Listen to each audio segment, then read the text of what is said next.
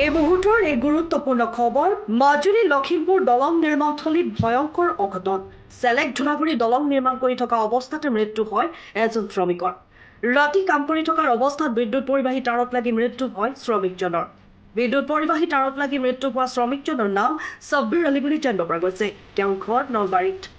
আনহাতে ঘটনাত অন্য এজন শ্ৰমিকো আহত হয় তেওঁক উন্নত চিকিৎসাৰ বাবে ডিব্ৰুগড়লৈ প্ৰেৰণ কৰে পুনৰ জনাইছো এই মুহূৰ্তৰ গুৰুত্বপূৰ্ণ খবৰ মাজুলী লখিমপুৰ দলং নিৰ্মাণস্থলীত ভয়ংকৰ অঘটন চেলেক ধূনাগুৰি দলং নিৰ্মাণ কৰি থকা অৱস্থাতে মৃত্যু হয় এজন শ্ৰমিকৰ ৰাতি কাম কৰি থকাৰ অৱস্থাতে বিদ্যুৎ পৰিবাহী তাঁৰত লাগি মৃত্যু হয় শ্ৰমিকজনৰ